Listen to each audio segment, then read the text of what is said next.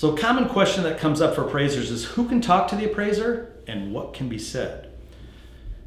An appraisal that's being done for lending purposes has some very strict rules about who the client, the named client in the report is, and who is not the client, regardless of who might be paying for the appraisal report.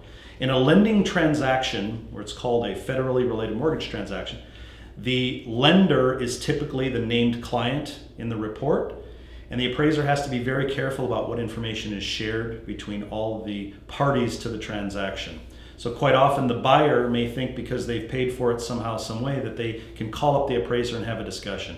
But the appraiser has to be very careful not to have what's called substantive communication on value, meaning the appraiser can never collude or work with any of the parties to try to prearrange a particular value, meaning they don't want to try to prearrange a supporting value for a sale price. So the lender has to be very careful. The appraiser has to be also very careful in what they say and what they talk about to the lender, since there are strict rules. Real estate agents can have communication with the appraiser, again, as long as they're not colluding on value or trying to influence the appraiser to increase values one way or the other.